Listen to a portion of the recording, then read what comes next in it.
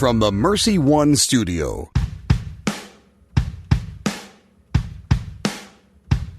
Welcome, folks, to The Uncommon Good with Bo Bonner and Dr. Bud Marr. Every week, diving deep into the truth of Catholic social teaching and restoring all things in Christ. The Uncommon Good is on the air. I'm Bo Bonner. And I'm Dr. Bud Marr. We are coming to you from these United States of America through the miracle technology of radio. So across the entire United States, you can hear us live now, but you can also hear us through podcasts later and the rebroadcast. Just broadcasting as much as you can broadcast. And we want to say thank you for everybody who joins in to listen to The Uncommon Good and Iowa Catholic Radio. I'm Bo Bonner. I'm over here in Des Moines, Iowa, where I'm the Director of Mission and Ministry at Mercy College of Health Sciences and the Director of the Zeta Institute. You can find us at mchs.edu. Bud, what are you up to out in the Eastern Time Zone? I'm the Director here at the National Institute for Newman Studies in Pittsburgh, and you can find out about all of our work at newmanstudies.org, though I think it's probably an appropriate day, Bo, to share that beginning November 2nd, I'll be the academic dean at Mercy College. So Providence kind of surprised me with that conversation, but it's a great opportunity. And our listeners should probably brace themselves, not so much for my arrival, but the rest of the brood. It's the equivalent of bringing like 7 rabid raccoons to the town of Des Moines. Not that bad, I hope, but akin to. Yeah, so just to make sure, because, Bud's good at burying the lead, we got some important events coming up. Christ Our Life is happening in September, the rest of the time here. The beginning of October, we have Pope Francis's new encyclical about human fraternity. And then to exemplify the best virtue of human fraternity, Des Moines is stealing Bud Marr and family back from Pittsburgh. And so that's right, Bud Marr very soon will be broadcasting from Des Moines, Iowa, because he is going to be back at Mercy College as the academic dean. And so a few things are in order. For one thing, we want to say thank you to Pittsburgh for taking care of the Marr family. I know that your time out there, Bud, beyond the fact of all the great stuff that you've got to do with the National Institute of Newman Studies and the great strides you guys have made in making Newman Studies a much livelier reality here in the United States. We got all sorts of people out there who are now friends of the show that I hope that we get to keep up that Pittsburgh, pipeline so that we can stay friends and keep hearing from them even when you guys get back here to the Midwest. Yeah, I'm really grateful for the opportunity. And there is an amazing Catholic community out here, a lot of great writers and thinkers and just, mothers and fathers. So it's been a joy in that respect. But, given that I'm in this role for another month, we'll continue to share NIN's website with folks. But it's really fitting, I guess, and awesome in a way that beginning in November, we'll both be at Mercy College, who underwrites our show. So that's kind of a fitting thing. That's right. So you guys will be sweating out an election and dealing with all that, but know in the back of your hearts that you can be calm because the calming presence of Bud Marr will be back firmly within the Mercy Network. But yes, Mercy College, always underwriting our show. We want to say thank you, and we're grateful that they do so. mchs.edu. Not only are we, of course, like I said, Bud, you've teach classes at Mercy. You've always continued to do that since you've been out at Pittsburgh. But, of course, intimately starting to be intertwined in the preparations and discussions that we're going to have for the future. This week is Mercy Week. September 24th is always the celebration of the Sisters of Mercy and Catherine McCauley. So we have celebrations that are a lot different this year. Of course, we're not really having a public talk on campus like we usually do. But we're making sure to celebrate at the college, and we hope that people, if you get a chance, go check out things about Sister Catherine McCauley, the Sisters of Mercy, and particularly what the influence of Mercy has been here in the Des Moines area if you're one of the local listeners. Well, Bo, with you talking about all of that and some of the things you mentioned at the start of the show, when we began this show, I remember friends saying to me, will you have enough to talk about with the common good week to week throughout the entire year? And I don't know, just, in the news, like the Supreme Court appointment, you mentioning Pope Francis encyclical, with it being Mercy Week, I think we've got enough in October to tackle on the show.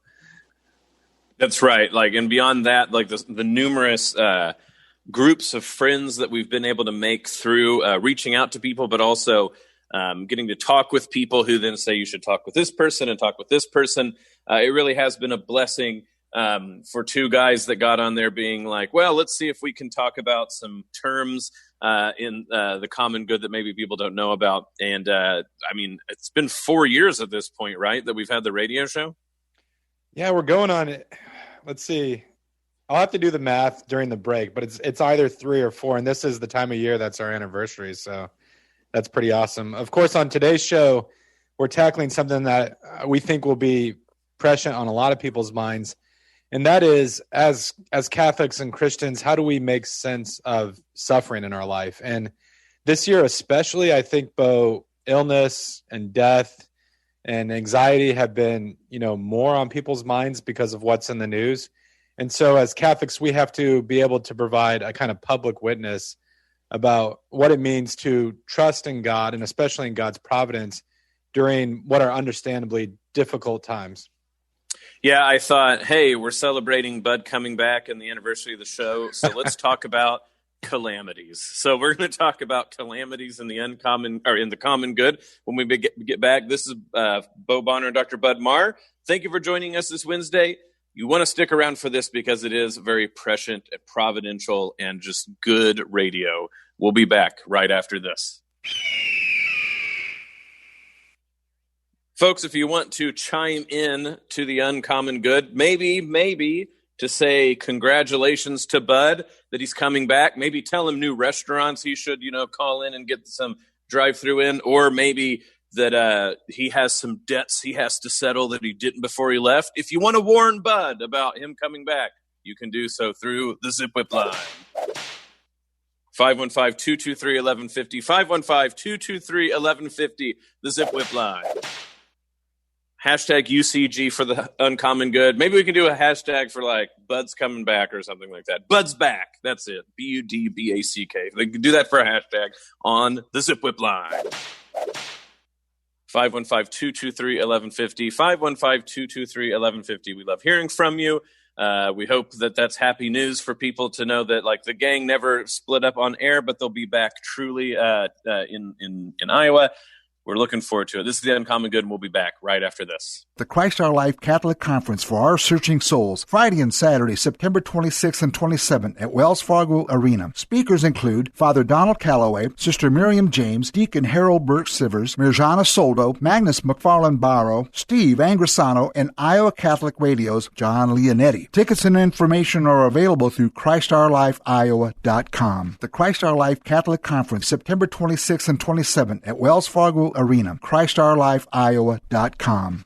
Support for Iowa Catholic Radio and Be Not Afraid is provided by Dream Dirt Farm Real Estate and Auction. Learn more at DreamDirt.com, including their online auction house Farm Bid at bid.dreamdirt.com. Dream Dirt Farm and Equipment Auction Services, farm auctions done right. Thank you, Golden Rule Plumbing, Heating, and Cooling, for sponsoring my show. John Leonetti in the morning on Iowa Catholic Radio. Golden Rule, servicing Des Moines for over 15 years. They obey the rules to live by, especially the Golden Rule. Online at goldenrulephc.com. Support for Iowa Catholic Radio and Storm Alert Weather is provided by Divine Treasures. Divine Treasures is a Catholic book and gift store serving the Des Moines community for over 25 years. Their mission is to help Catholics know, love, and keep their faith in our Lord Jesus Christ and His Church. Divine Treasures is where you can find great Catholic books, beautiful Bibles, rosaries, jewelry, statues, and religious gifts for those memorable events in your life. Divine Treasures, 5701 Hickman Road, Des Moines, 515-255-5230. Thank you to Divine Treasures for their support of Iowa Catholic Radio. Support for Iowa Catholic Radio was provided by Correll Contractor, serving Des Moines site work construction needs for over 60 years. Find out how you can support Iowa Catholic Radio at iowacatholicradio.com or 515-223-1150. Support for Iowa Catholic Radio and John Leonetti in the morning is provided by Five Sons Naturescapes. Five Sons Naturescapes is a Catholic veteran-owned family company providing premium outdoor landscaping. Learn more about Five Sons Naturescapes at fivesonsnaturescapes.com. fivesonsnaturescapes.com.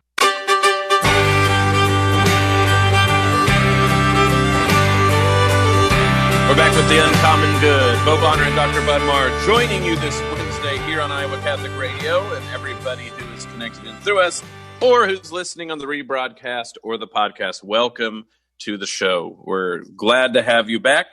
And, there's many reasons to take a hard look at your life. For instance, if you're a Denver Broncos fan and the fact that basically every starter that you cared about is hurt. And that you're literally going and looking and finding people like the Broyles guy or whatever his name is at this point to be your quarterback. Yes, I'm speaking as experience because my wife made me a Denver Broncos fan. So in that analogy of taking hard looks at your life, you can try to be sad about it, or you can think about what's going on in the midst of all these struggles that can make us become something, that can make us look towards the future, that doesn't let us mire, already this early in the season, as it were. With the sports metaphors, of course, we always start to think, how do you salvage a season and things like this? Well, when it comes to the moral life, and especially theologically, of course, the stakes are massively bigger. And we start to think about what's going on in my life that what's God up to? Where is God in the pandemic, in the social unrest, in the difficulties in my life, all of these things. And so 2020, if it's going to call anything to mind, it wants to call to mind this idea of that Christians have been struggling with since Jesus himself died on the cross. Of course, he was resurrected. And so that's what we have to start to see. Where is it in our crosses, in our difficulties, in our pains, in our death? Is there hope? Is there crosses that become the empty tombs? Where is the resurrection? And what does it mean to have a resurrection faith in the midst of all these troubles? And today, Bud, that's what we're hoping to talk about, not necessarily to get to try to decipher, for instance, any one event in 2020 and say, here's where the resurrection is. But how is it that we have the approach, and not just individually, but as a society? What's the approach that we think that God can be bringing resurrection for an entire people out of the calamities they face? Yeah, sacred scripture, of course, is a great resource for all of this, and it's a thread throughout the Bible. I think of the Old Testament prophets trying to make sense of why the people of God had been exiled after God had promised them, the land of Canaan and all that came with that. But to me, the most powerful voice on calamity and suffering is really St. Paul. And, Bo, in some of his letters, he'll tell fellow Christians, consider all joy when you face trials of many kinds, because trials are precisely the way that God builds faith in us. And it's the way that our souls, so to speak, are like forged in the fires so that we become the person who we were created to be. And just reading St. Paul, especially these days, it's really the inversion of everything I think modern Western society tells you about life, because we invent all sorts of ways to try to avoid suffering and weasel out of it. Now, some of those things, as we've mentioned on the show previously, are completely understandable. If I have a bad headache, I naturally reach for ibuprofen. I don't always struggle through every headache. On the other hand, I think some of the serious moral issues that you see in our society today, Bo, are driven by an excessive attempt to avoid suffering. Because if you live long enough, the inevitable fact of the matter is that you're going to have to pass through suffering of some kind. It can't be avoided completely. And so if you don't have this kind of like divine perspective on the matter, you're going to spend so much time completely anxious and, doing all these acrobatics to try to stave it off when it's coming your way anyways. And that's where, after you throw in your next piece, I'd like to mention St. Augustine, because he has some great ideas about what it means to, so to speak, like benefit from suffering, not only as an individual, but also as a community. Well, Bud, this goes to show, like to rip the veil for readers, or listeners, to see how behind this show works. Bud and I get the general idea for stuff, and then we go look up things mostly on our own and bring them together. Because guess what I was going to bring up, Bud, but St. Augustine in the City of God. So look at us having similar ideas. I think the St. Paul to St. Augustine connection is really important precisely because it it centers on the paradox of the city of Rome as being central to Christianity. And so before we get into the city of God specifically, where Augustine just has great point one after another. And it's funny how the city of God gets seen as sort of like his magnus opus about theology in general or a political treatise or whatever. But really, book one is, hey, are you having a bad time with life and history and you're a Christian? Here's the guidebook to think about these. I really cannot stress enough that if you read St. Paul on Romans and then read book one of the city of God, and you think about the city of Rome and the role it plays, this is going to not only give you sort of the spiritual food that you need to chew on during this very crazy year that we're all dealing with, but hopefully it also makes you reimagine what it means to say that I'm Roman Catholic and that Rome plays an important role in our faith. We're bound in 2020 to think of Rome as this, magnificent, splendid place. But Rome, as much as it was the eternal city and that there's opulent palaces and everything like this, it's also been ransacked and destroyed time and time again. Part of the eternalness about the eternal city is the fact that it just seems like you can't destroy the place. Like, people have burnt it down, they've conquered it. The whole seat of authority of the empire has gone completely away, but yet Rome still stands. And I think, like you said, starting with St. Paul, the idea of how is it that the seat of the persecution of the Christians becomes the cathedra of its temporal power and also its spiritual authority. And it gets down to this idea, it seems to me, that the two princes of the church that are associated most with Rome, so Paul and Peter, bequeath on it the central paradox of our hope, that our hope is precisely going to be planted in the city that persecuted us first, and that through our enduring of these trials, Rome, which is the seat of the pagans, is eventually handed over to the church as a jewel of Christ's conquering the world. And we start to think about this in our own life. This is the sort of lesson. We don't just learn lessons from Rome based on its opulence or its beauty, but actually the trials it itself as a city has constantly gone through. And so when Augustine is talking about Rome being sacked by barbarians and how this was sort of cataclysmic for the people of the empire, he's not even in Rome, remember. He's actually talking to his flock that's across the waters, who are all freaking out. Even though materially it didn't really change much in the empire, it more sort of revealed what was already the case. Rome isn't strong enough to repulse barbarians coming from the north.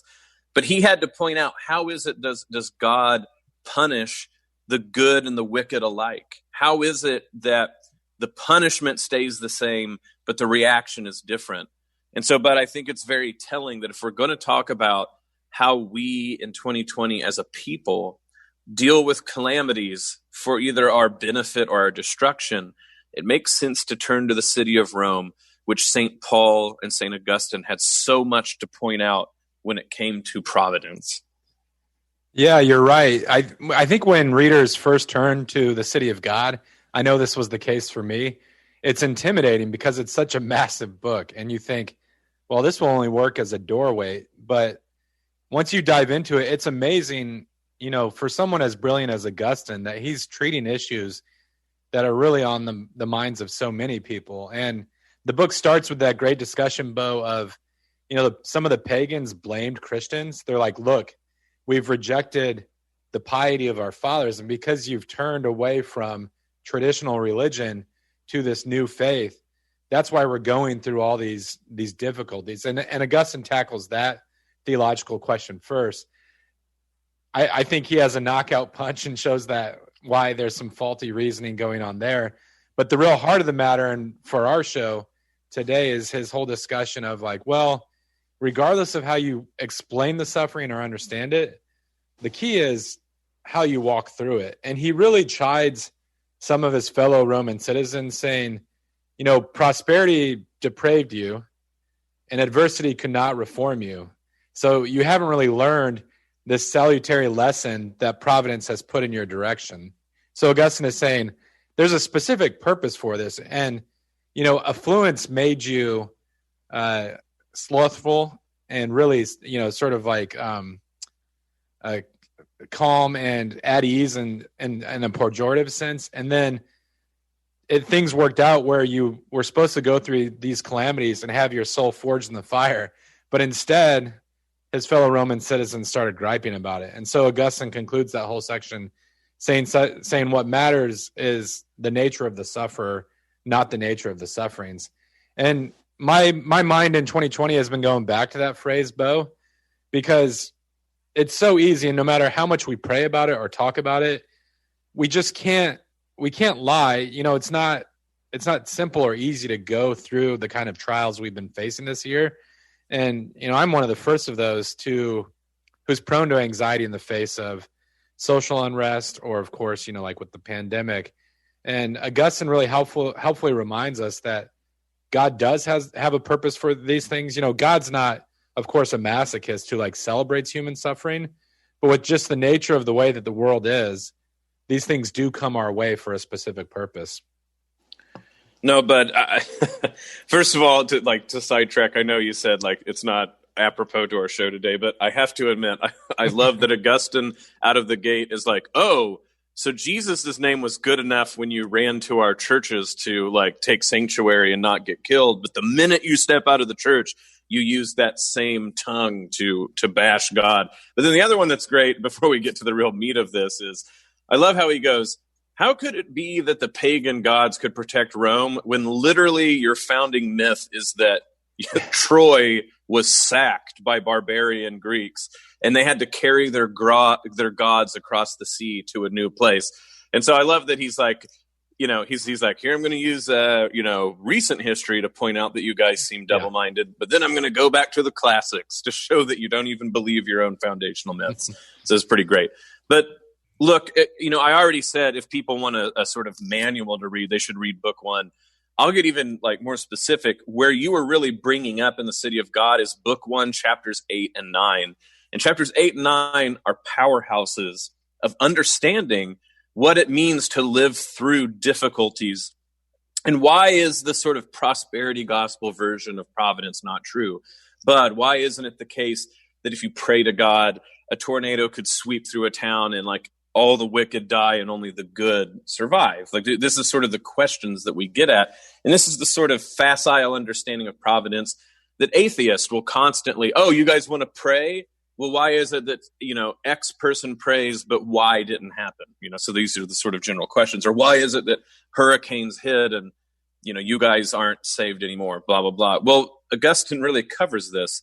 So he goes, there's a very great difference in the purpose served, both by those events which we call adverse and call prosperous. The good man is neither uplifted with the good things of time, nor broken by ills.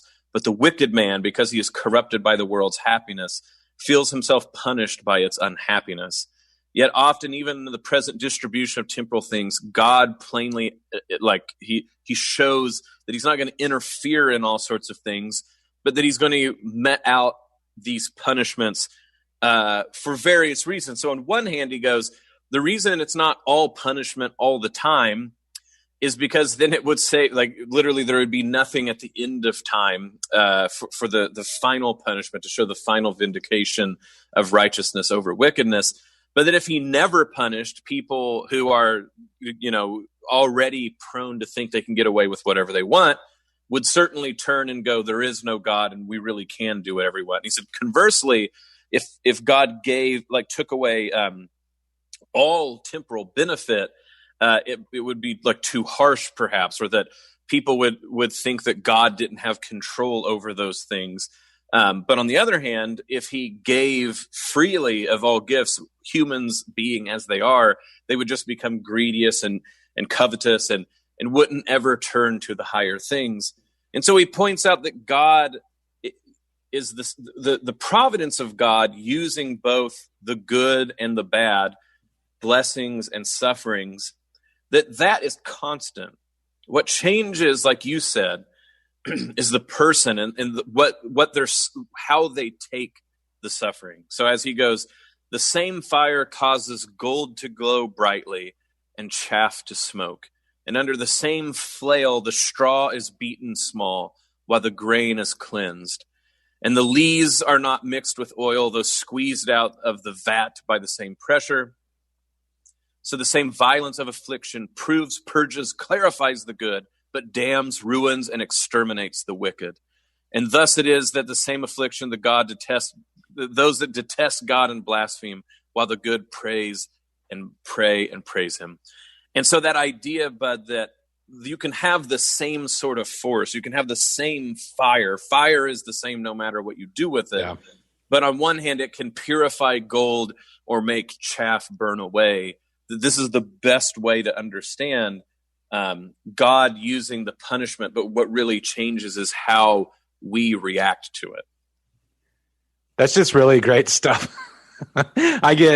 I'm one of those guys who gets defensive about Augustine, like out and about, because you'll occasionally meet some professorial types who want to give him a hard time or whatever, but man, that's tough to beat. Yeah, anyways. I know. I mean, I don't try to like always quote everything word for word, but it really is. I mean, this part of the book, he says things that are like, I don't know how you say it any more concise than he did. No, I love that point. Fire is the same. It depends on the material that's being burnt. And Bo, when we teach theology, you know, sometimes students who are more used to the hard sciences, they get in the class, and when you teach theology, one thing you have to get students past is sometimes there's this approach to education where with a question, there's a binary answer. So you think about something like the phrase, does God cause suffering, or does God allow suffering? And on the one hand, theologians want to insist no in this sense. Like, we don't want to have this kind of Calvinistic conception that each and every act of like suffering was like pre-programmed by God for like some, I call it sort of like a mechanistic equation. It's kind of like when you could, God forbid, like tell someone who experienced like the murder of one of their own family members and say like, well, when you get to heaven, it will all make sense. And realistically, I don't like that way of thinking about things, because it's not, you know, that event is just out and out a tragedy.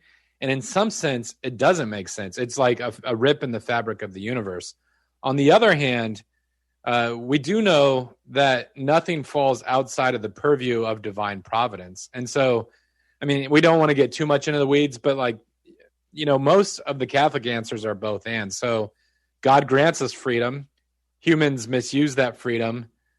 That's led to all sorts of like terrible things. Natural disasters are sort of like different ball of wax, but still, you know, we have to say like this doesn't fall outside of God's permissive will. And that's where you really get to the point about Augustine, where how do we, so to speak, like benefit from what we're passing through? And to me, Bo, the key is how we as followers of Jesus navigate that. And what I mean is, when we approach someone who's going through suffering, we don't want to de facto like fall into answers. I don't think when we're ministering to someone who's suffering, we want to give them answers. But we ourselves, insofar as we're able to cooperate with grace, want to say, God, how can I use this opportunity to conform more closely to the image of your Son? And you've already kind of broached the topic of what philosophers call theodicy. Theodicy is trying to make sense of how is there evil in the world, since God is all-powerful. If God is all-powerful and all good, shouldn't the world be the best of all possible worlds? And the answer that Christians have offered classically is not really like a simplistic, like, here's how I overcome your philosophical proof, but we point to the cross and we say there's something in God's very essence, in who God is, that involved a participation in our suffering. And if you look at the lives of the saints, if we're going to know God completely, then we're called to suffer in a specific way. And, you know, there's a lot more to be said about that in the second half of the show, but that's a lot of what came to mind when you're talking about Augustine's analogy of the fire. No, I think that's exactly right. The reality is there is suffering, and we have to work to understand, like, is it just pure bold-faced that there's nothing to do about it, or is there redemption that we can thread through the difficulties that we face? Well, Bud, wonderful first half. We're going to talk about this more when we get back. This is The Uncommon Good. Bo Bonner and Dr. Bud Marr. Stick around, and we'll be back right after this. Folks, if you want to keep up with Iowa Catholic Radio, The Uncommon Good, other shows as well, easy to do. Just go and follow us through our social media sites. First of all, you can go to Iowa Catholic Radio, the OG site, as it were. You can go there and follow what we're up to. You can listen live. You can hit the donate button. You can sign up for emails to keep abreast of what we're doing. You can also go to Facebook, find Iowa Catholic Radio, and you can friend us and see our posts. On Twitter, follow at IA Catholic Radio in order to see our tweets. And finally, you can download the Iowa Catholic Radio app, and anywhere that you have a connection through data, you can listen live to the show, donate, and keep up with us those ways. So the website, Facebook, Twitter, and the app, easy ways to be a part of the Iowa Catholic Radio family and know what we're up to. This is The Uncommon Good, and we'll be back right after this. The Christ Our Life Catholic Conference for Our Searching Souls, Friday and Saturday, September 26th and 27th at Wells Fargo Arena. Speakers include Father Donald Calloway, Sister Miriam James, Deacon Harold Burke-Sivers, Mirjana Soldo, Magnus McFarland Barrow, Steve Angrisano, and Iowa Catholic Radio's John Leonetti. Tickets and information are available through ChristOurLifeIowa.com. The Christ Our Life Catholic Conference, September 26th and 27th at Wells Fargo Arena, ChristOurLifeIowa.com. Partial support for Catholic Women Now comes from injury attorney Fred Haas. When Iowans have been injured through no fault of their own in a car, truck, or motorcycle accident, harmed in a work-related injury, or suffered injury due to negligence of others, Fred Haas has been on their side to help recover from financial, physical, and emotional loss. Fred, double D, Haas, double A. Online at fredhaas.com. The Des Moines Law Offices of Fred Haas. While we have time, let us do good. Thank you, Blessman International, for their support of Iowa Catholic Radio. Everyone lives their life 24 hours a day, 7 days a week, 365 days a year. How we use that time directly affects if our life will leave a significant impact or not. Each year, Blessman International leads Central Iowans on a 12-day, all-inclusive experience sharing the heart of Christ with children in South Africa. Teams are forming to do something significant in an African child's life. Learn more at blessmaninternational.org. That's blessmaninternational.org. Here's your forecast on Iowa Catholic Radio. A little bit of cloud cover this afternoon, but no rain. Our high temperature around 80. Overnight, we'll be clearing up with our low near 60, breezy tomorrow, and warmer 84 and sunny. The weather is brought to you by Rock Valley Physical Therapy, outstanding outpatient physical therapy and sports medicine rehabilitation, with 7 convenient locations in the Des Moines Metro and Southwest Iowa area. I'm meteorologist Steve Hamilton on Iowa Catholic Radio. We're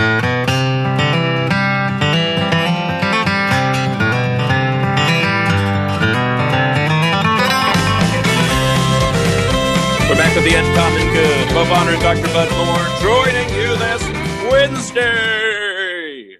We're glad to have you with us on the show. Today we're talking about that mega fun topic of calamities and God's providence in the middle of them. How do we have faith? How do we keep the faith? And especially not just how do we sort of individualize that faith in the midst of difficulties, but how do we see this as a way that the church responds to what's going on?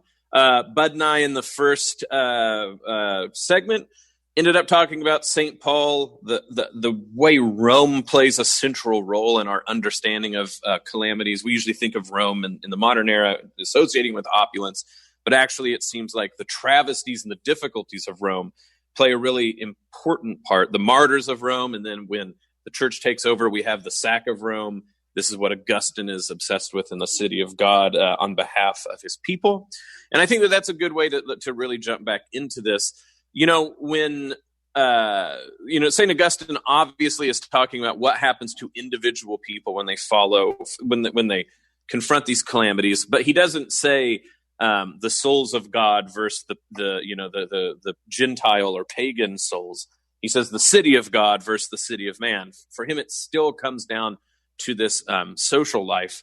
And I think you see this, Bud, in this next chapter that we were saying. We were saying that book 1 in many ways is a manual about what we need to deal with when we find calamities at our door and understanding the providence of God. We talked about chapter 8 being very particular about giving us ideas about what to do this, how fire both purifies gold but burns away chaff. Book 9, or chapter 9, I should say, that very next part sort of gets into this wider discussion in asking, why is it that God punishes the wicked and the righteous together? On one hand, he points out that even the righteous, he didn't use the word, but even the righteous venially sin, right? And so even the righteous, and what part of makes them righteous is they can see great calamities as being to their benefit. They go, oh, well, of course, there's venial sins that I do every day and attachments I have that God is trying to help me do away with, whereas the wicked see even the smallest difficulties as God's innumerable hatred of man.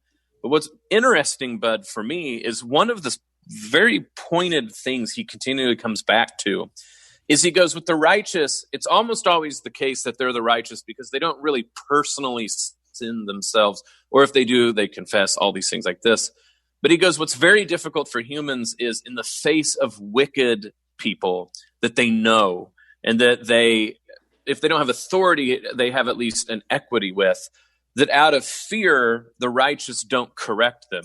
And there's this idea, Bud, it seems to me that what Augustine's saying is, if righteous people fail in their job to correct the wicked, well, God's going to sort of, so to speak, store that up, and at some time, at some point, do it for them. And when he does, it's, of course, a much bigger, scarier deal. We could have a society where we felt like we could correct each other in mutual, fraternal correction. But if we don't have that, God will do it for us. And guess what? When that comes around, it's something like the Vandals sacking Rome. Uh-oh, I hear a subtext to 2020. Bo, talking about the City of God today, I feel like we're almost transitioning to a City of God themed episode, but just talking this out with you, it really is, it's almost like a manual for how we think about the show. Because if you think about the relationship of the Christian community to the world at large, there are so many pitfalls that we can fall into. And one is, we think of these as two completely separate kingdoms, kind of like in a Lutheran way. And so Christians just withdraw from the world. You can never have like a Christian magistrate or a Christian police officer or statesman, right? And that's kind of how some Protestants have thought about it, or they've said your activity in the world is sort of completely separate of your Christian convictions. And as Catholics, we of course say that's just so far afield. That's not true. On the other hand, I think we do face a perpetual temptation, Bo, to grab the reins of history or say we can usher in the kingdom of God if we just garner enough power for ourselves. And to me, that perspective is different from what I was just saying about being a faithful Catholic in the station of life to which God has called you. It's sort of denying providence by forcing the issue. And what Augustine says is something slightly different, but it's really important to me. And feel free to correct me if you think I'm wrong here, Bo, but he kind of presents human history as one stage. So there's not secular history and salvific history. There's one stage, and we're all in that same location. But what Augustine says is that there's two cities in that same place. There's the city of God and city of man. And the pitfall that we're prone to fall into, especially in trying to, in some cases, bring about a kind of utopia. So again, getting back to this whole question of avoidance of suffering, the temptation that we're prone to fall into is to say, I'm going to put all my chips on the city of man. And what Augustine says to his readers is, look, God's not called you out of the world, but that, like, putting your hopes there is putting them behind something that's eventually going to crumble. And what's truly lasting, what has a foundation that can't be shaken, is the city of God. And so I'm sorry to take this bunny trail, Bo, but like when we have a show like The Uncommon Good and you're throwing out those insights from Augustine's book, like that's just, it really does speak to, everything that we try to focus on this show. No, I don't think these are bunny trails at all. Like one of the directions I was going to go, and this is from I was talking with Dr. Russell Hittinger, who is a great friend and very much someone who's formed a lot of the ways that I think about this. But I was calling and talking to him about this, about calamities and 2020 and how to think about these. I think part of this was the impetus of bringing this up as an idea.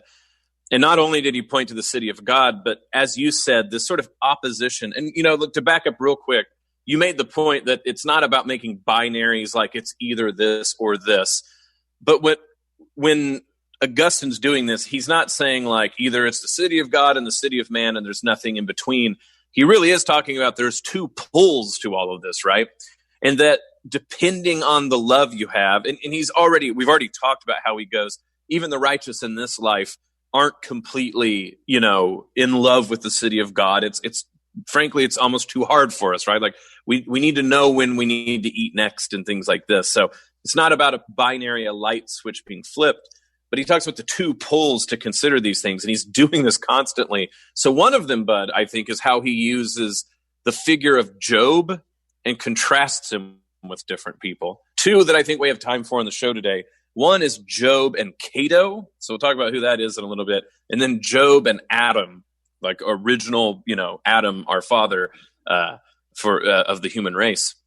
So Cato is a Stoic Roman philosopher who was, lauded. And I can tell you, Augustine himself thought Cato had beautiful philosophy. I think he incorporates a lot of what Cato says into his ethical philosophy. But Cato famously, when finding out he was betrayed by Caesar, killed himself. And not really out of despair. This is kind of hard for people to follow, I think, in 2020. But in Roman and Greek understandings, there was like a noble time to kill yourself because they thought in terms of honor and shame and all these things like this. And so Cato, even famously, for instance, like Dante doesn't put Cato in hell with the other suicides in the Inferno. He puts him in the purgatory and has him actually work his way out. Augustine, though, contrasts Job and Cato, both who dealt with difficulties. But this is his these are the figureheads to talk about the different ways in which to suffer. And so he goes, look, there's another reason why the good are afflicted with temporal calamities, the reason which Job's case exemplifies, that the human spirit may be proved and that it may be manifested with what fortitude of pious trust and with how unmercenary a love, I love that, an unmercenary love, it cleaves to God.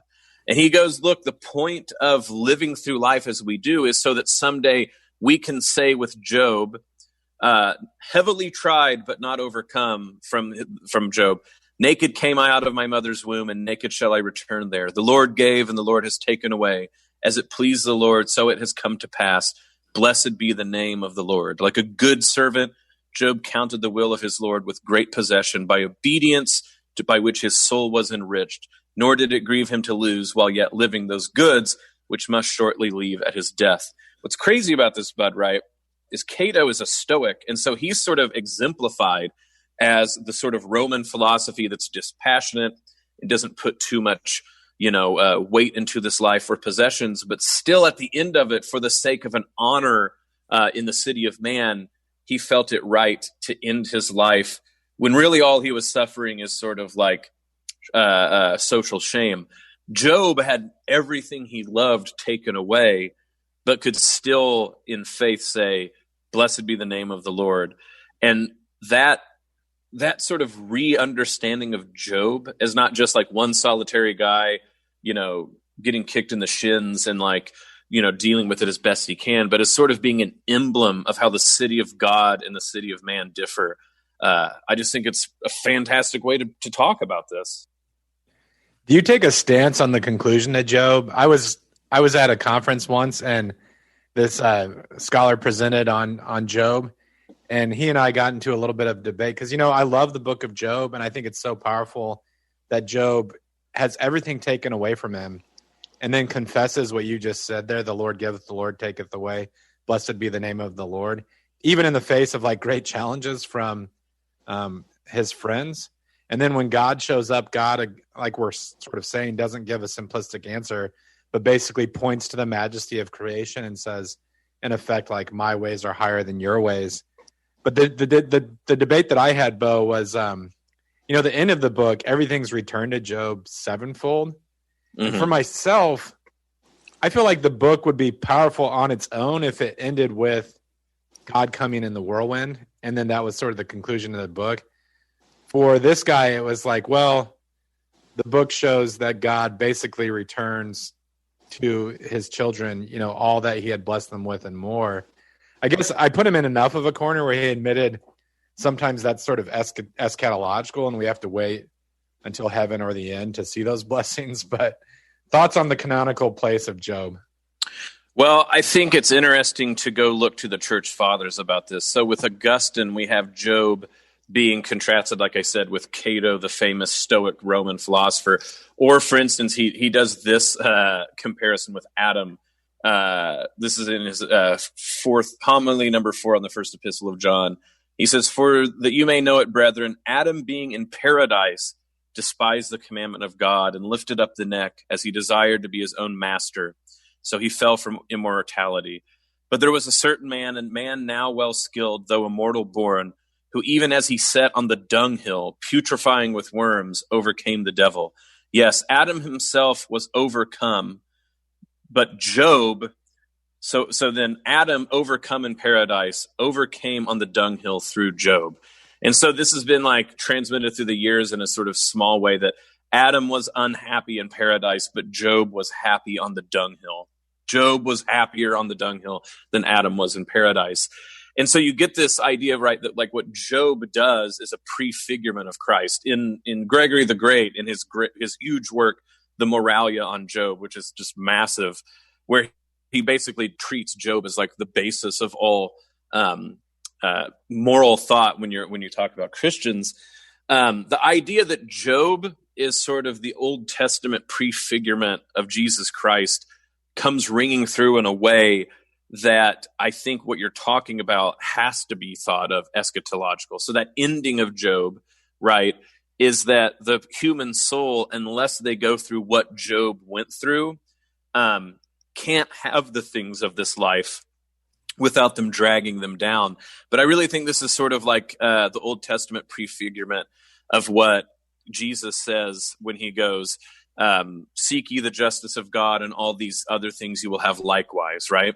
If you learn to hold all the things of this earth lightly, if you learn to seek after justice, which is what Job is doing the whole time. Job's not complaining like, "God, you're a big meanie." He's saying, what is the justice here?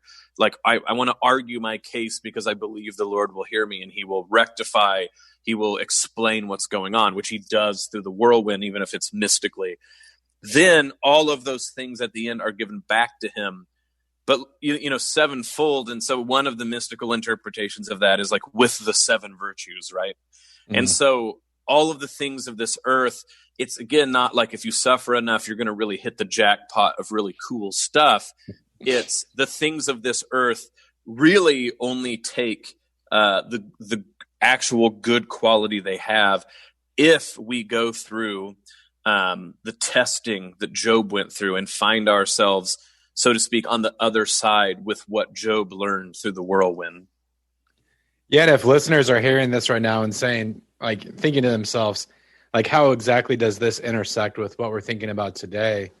You and I have fielded similar questions from students. Like, when we broached the topic of Job at Mercy College of Health Sciences, it's like, well, does this book from so many thousands of years ago speak to where we're at today? And look, I'm going to go to maybe a surprising place, Bo, but what it calls to mind for me is that we have to have our students reading books like Job and like The City of God. We have this sort of mistaken idea in our culture that education can be morally neutral. So if you give future nurses or whoever just like the right facts and the right procedures, they'll do well at their job. But that's just simply not the case. And as our students meet, patients out in the world, these sorts of questions, why am I suffering? Does this have a higher purpose or whatever?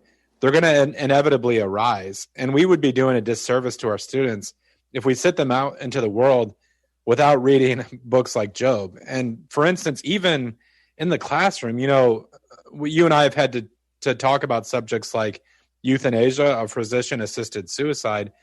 And there are a lot of well-meaning folks out in the world who think like this is something that's worth offering to people.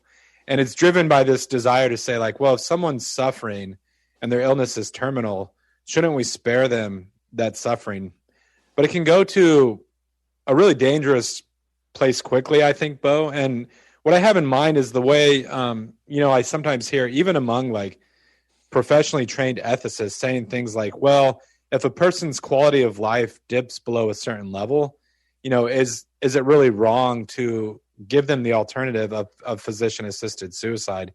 And you can see the faultiness in that thinking, not simply on the basis of what we know from the catechism, but, as I've delved into the literature, you sometimes say like, well, quality of life, does that mean I'm no longer able to walk or I'm no longer able to feed myself? And I actually came across an article recently where it mentioned that a guy on his, what's it called, where you've got your last wishes or the plan for... Yeah, his will or... Oh, yeah, I know what you're talking about, but I'm sorry, I'm blanking on that. The plan for your care at the end of life. And this patient, I guess, very honestly said, if I can't golf, if I can't walk 9 holes, then to me, life isn't worth living. And I just think as Catholics, Bo, on the basis of everything we've covered this morning, we got to cast a different vision for people. And we've got to really show them there's a hope beyond, just the present circumstances in front of you. No, I think that's like a great way to bring the sort of like point to a head here at the end, Bud, is, we're throwing out light reading for everyone. Romans, the city of God, and the book of Job, right? To really spice up, like reading right before we go into the big political season before November. But I do think it's important, like you said, that, on one hand, the sort of heroism of Job is not like he defeated some mystical enemy and, received the prize. It's that in the midst of his suffering, he sought justice and not simply relief. And that starts to be interesting, right? He doesn't focus on the fact of all the horrible things happening to him. He sort of is asking this primordial question: is why do we suffer at all? Why do the righteous suffer along with the wicked? And in this way, right, prefigures Jesus Christ, who is, Job, as for all accounts, is a great hero of the faith. Jesus Christ is the Son of God and sinless. And what do those type of people do but willingly suffer with other people? And on one hand, right, their very lives testify against what you're talking about, that like we have these silly notions of what makes life worth it, especially in 2020, where life is so easy compared to what the vast majority of humans. I mean, for most of human history, there was no ibuprofen, people. Like, I mean, I'm 39 and I think about how difficult that would have made my life. On the other hand, it can go the other way too, Bud, and people who would sort of like browbeat people to be like, you're probably a sinner and you don't realize it. And you have like Job's friends like quoting the book of Proverbs against him. And what does God say in the end? Job spoke truthfully about me, unlike his friends. And it was actually Job sacrificing on their behalf that made up for it. The virtue, my friends, is not to ignore the difficulties of life or to be sort of give easy answers, nor is it to act like we can deny what life is about, but instead it is the same fire. Are we going to glow like gold, or are we going to smolder like chaff? This is the Uncommon Good. May Jesus Christ, the Prince of Peace, reign in our hearts, our families, our city, our state, definitely our nation, the world, with all it's going through, solar system, galaxy, the whole kit and caboodle. This is the Uncommon Good, and we'll be back next week. But we kind of are talking about like the reason that we're bringing this all up is there are at least calamities of some nature currently going on. But there's also great blessings, like the Marr is getting to come back to Des Moines. So if people want to pray for the sake of those calamities, but also pray for the sake of Thanksgivings in our midst, how can they pray along with Iowa Catholic Radio? We have several prayer opportunities on the air daily. So we pray the Rosary on air at 5:30 a.m., 9:30 a.m., 9:30 p.m. And then right after that Rosary, first thing in the morning, we pray the Angelus at 6. And all of those prayer opportunities, Bo, are available anytime on the Iowa Catholic Radio app. And then, Bud, I talked with on the morning show about this. So on Thursday, the 24th, evidently there's a prayer for our nation that Father Ricardo is doing. So I know people are looking into that. Traditionally, we are in the Ember season. So, and this gets into big liturgical things that we don't need to like hash out at the very last of the show here. But the Ember days, like according to the 1962 Missal, if you're following those, are today, Friday, and Saturday. These happened 4 times during the year where with the season, people would fast and pray for the sake of what's going on. As far as I'm concerned, if you want to go from today and through Saturday, fasting and praying, certainly we can all use it. What else we can use? Oh, at Christ Our Life, go check Iowa Catholic Radio to learn more about that as well. But folks, we have Carathon coming up. And what that brings to mind, of course, is in the middle of all these difficulties, the ability to do the great work Iowa Catholic Radio does is not just the people on air. It's definitely your work as well. And this occurs through your prayers and your volunteering, but very much also through your donations. We aren't able to materially carry on unless you support us. But when you do, this great ministry that reaches so many people is able to keep going. So go to iowacatholicradio.com or the app and you can hit the donate button or call 515-223-1150 or listen next week during Carathon and donate then. Bud, can't wait to have you back in Iowa and tell all the Pittsburgh people thank you for taking good care of your family and that we hope to be able to keep talking to them when you get back. That's right. Warm up the zombie burgers and roll out the Confluence kegs. We're headed home. This is The Uncommon Good. We'll be back next week. The Uncommon Good with Bo Bonner and Dr. Bud Marr is heard every week on wonderful Catholic stations like this one and anytime on podcast. Just search for The Uncommon Good.